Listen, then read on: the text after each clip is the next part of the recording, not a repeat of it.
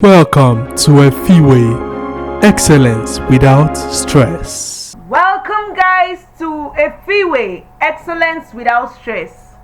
I am Miss Favor, your use of English teacher, and of course I am happy to be here. Great plus full gives us grateful. Of course you know that's not true, but so many people spell this word like this.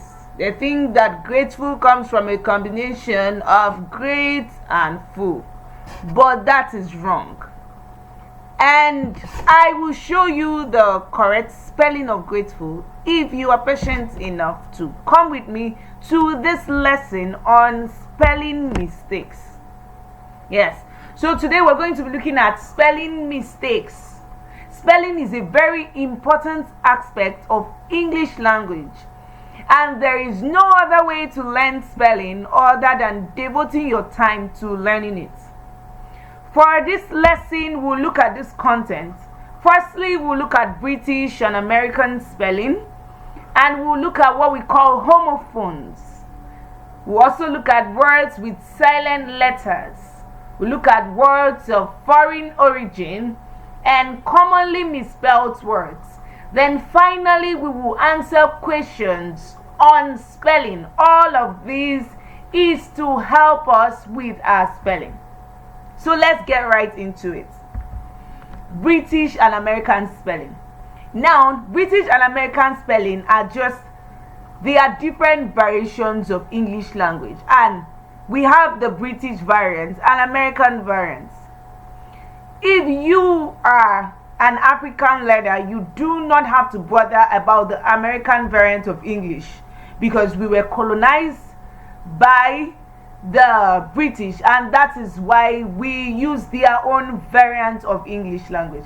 But we're just going to see some words in which both British and American will see the variant of their spelling in some words. Let's look at the first word, theater. And we also see have theater again.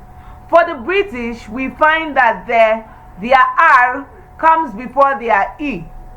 But in American variants, the E comes before the R.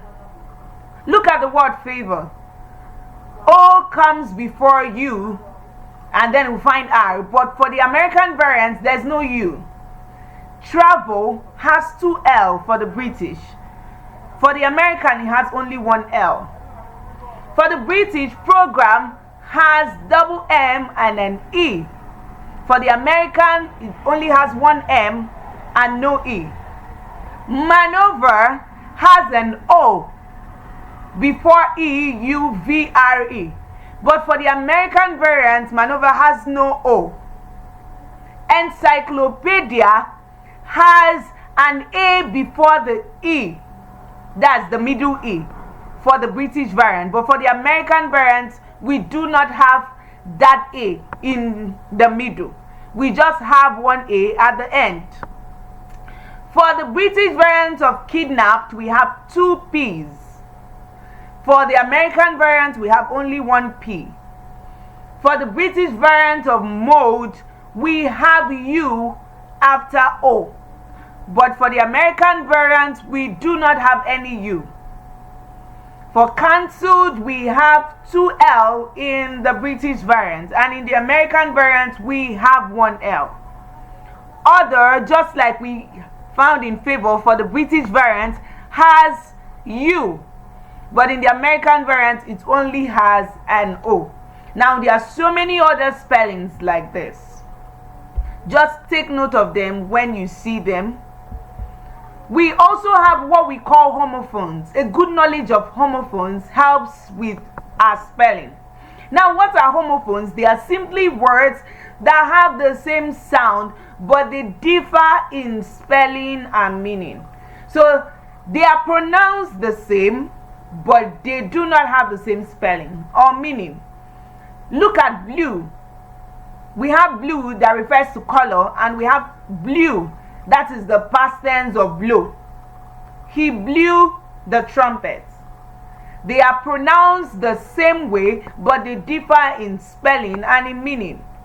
We have higher, something that is higher, something that is above, and we have hire.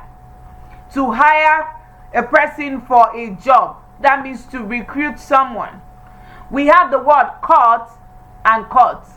The first caught is the past tense of catch, to catch someone. The other caught is a noun, a law court. If it's a verb, it means to cut someone. We also have the word whether. They are pronounced the same. That's why we call them homophones. Whether, and we have whether. I don't know whether she would come tomorrow. Then I don't know if she would come tomorrow. That's the first whether. The second whether refers to the weather is cool. The weather is bright. We have read. That is the past tense of read. And we also have red that refers to color. We have wait, to wait for someone, and we have wait that refers to if something is light or heavy. We have write, it means to, she's writing. And we also have write, he's the right person for her. We have Q and we have Q. They are pronounced the same, but the first Q, maybe someone could say something like, it's my cue to leave. That means whatsoever happened has shown me that it's now time to go. Then the other queue means people standing on a line, a queue. There's a long queue at the bank. We have night, and we still have night. The first night refers to some kind of ordination. He's a knight. Her father is a knight, a Catholic knight. The other night refers to day and night. We have feet that refers to a part of our body, and we have the second feet that refers to some kind of victory. He achieved a great feat this year. Now, these are what we call homophones, and a good knowledge of them, just like I said earlier, is going to help with our spellings. So that when you find them in words, or if you're asked to fill a particular gap, depending on the context, you know whether you're required to pick one word or the other. Now let's go back to words with silent letters. Now there are so many words with silent letters in English language, and the knowledge of them helps us with our spellings. For some of these words, their silent letters are the initial stage, for others in the middle, for some at the end. Let's look at number 1. This word is pronounced as nat because the first letter there is silent. So it's not gnat, it is nat. The second word, the T is silent, so we have apostle. The third one, honest and not honest. The fourth one, we have knapsack and not the letter K is not pronounced. Number 5, what we have is pneumonia. The P is silent. Number 6, we have Rigo. Number 7, we have Nash and not Gnash. So there's nothing like gnashing of teeth. It is Nash. Number 8, we have honor. Number 9, we have vehicle. Number 10, we have psychology. Number 11, we have wrestle. Number 12, we have ghosts. So the H is silent. Number 13, we have rain. Number 14, we have cot. Number 15, we have lamb. Just like we have tomb. So there's nothing like lamb. There's nothing like tomb. Lamb, tomb. So these are words with silent letters. We also have words of foreign origin.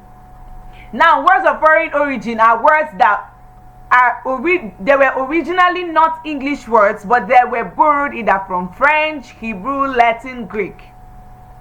But we use these words today in English language. Now we have these words in singular and plural forms. We have the word circus. For the plural, we have circuses.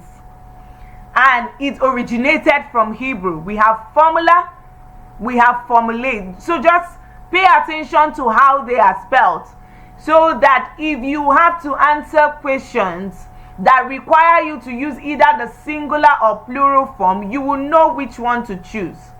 So formula is gotten from Latin.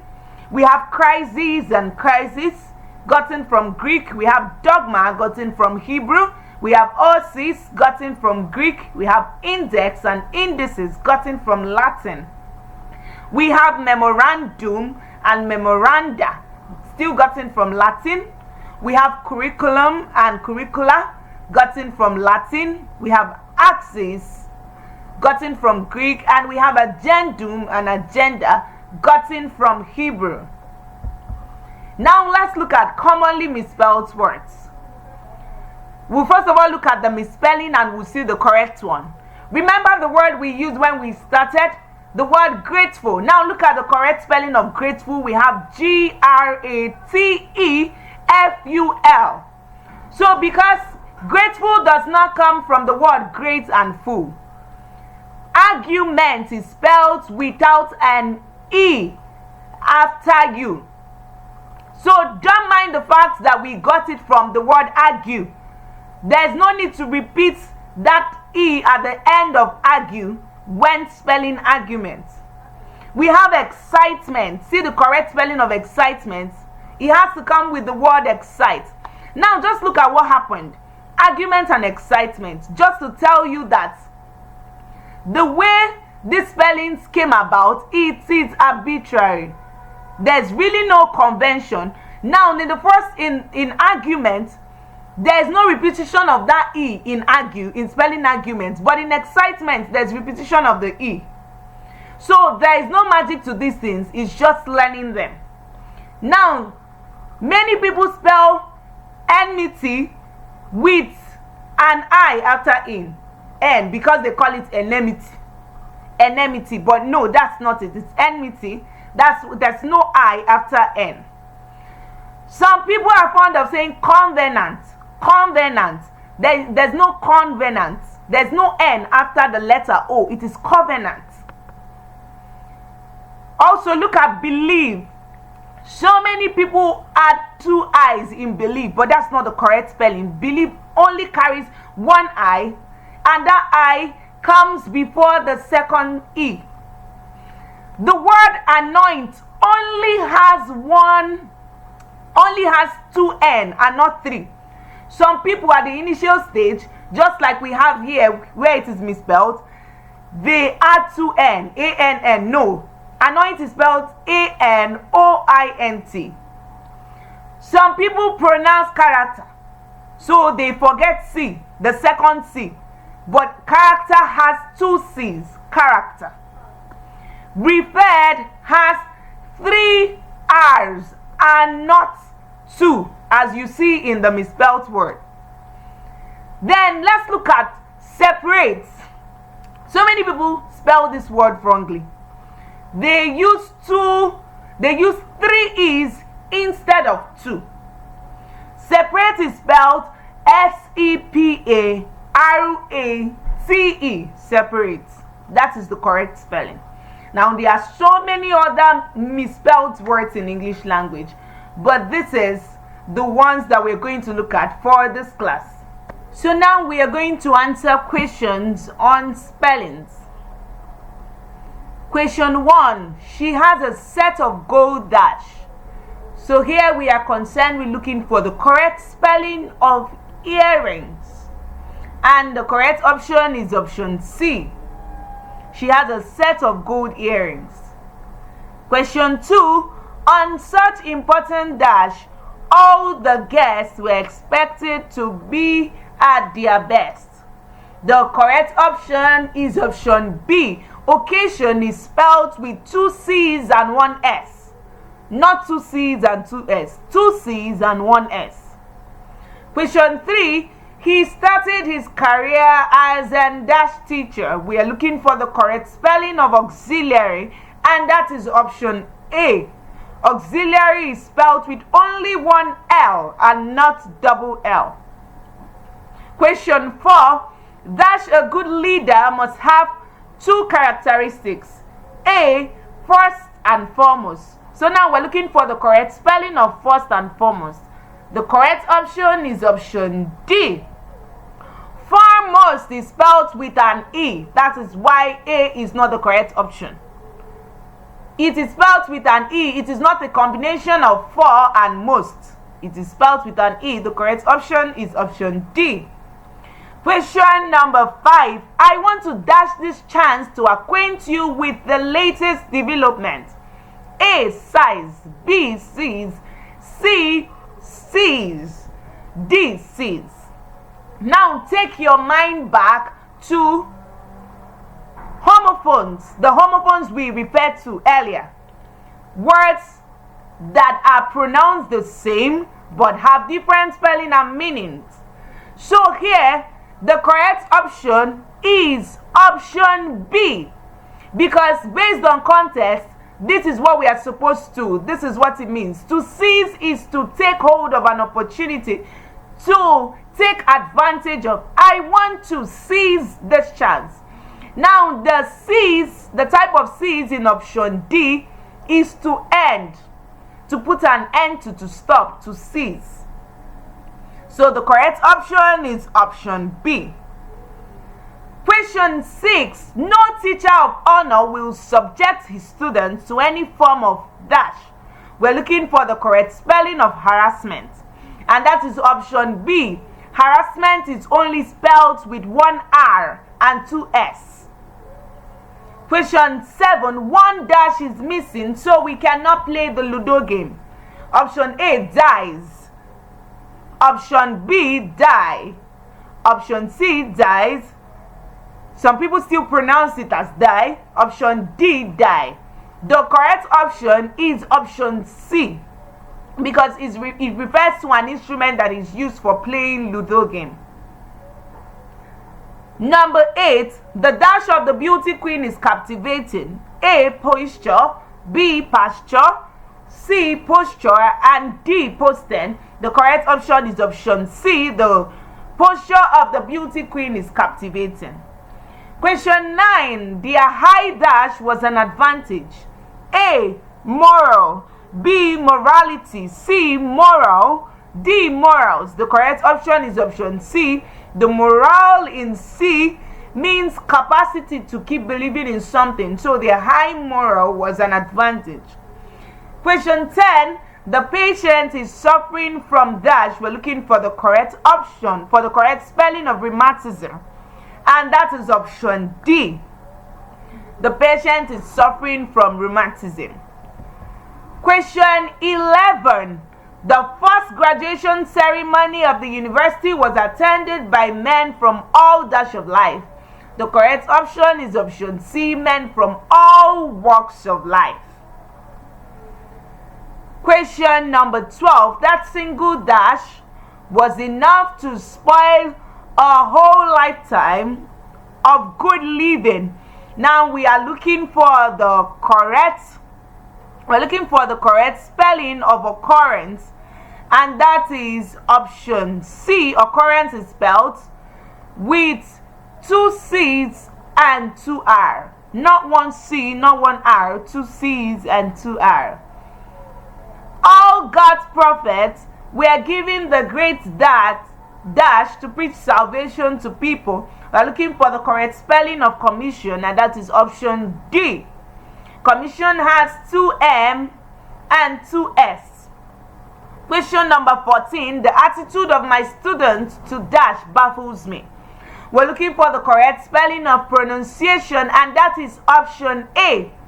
Now, note that so many people spell pronunciation as pronoun. They spell pronoun and then ciation. No, that is wrong.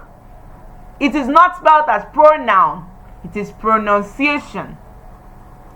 And finally, I have applied for dash on the campus and almost certain I shall get. Option A has one C and two M. Option B, two C, one M, and then an extra N that says accommodation. Option C has two C and one M. and option D has 2C and 2M, the correct option is option D. Accommodation is spelled with 2C and 2M. And that will bring us to the end of today's lesson, but not to the end of your learning of correct spellings. So go to Efiwe app, go and download the app to practice more on spelling based on homophones, based on words of foreign origin, both in singular and plural form. Just practice as many words as you can once you download the app. That is how you get better in your spelling. Do that, and I will see you next time. Thank you.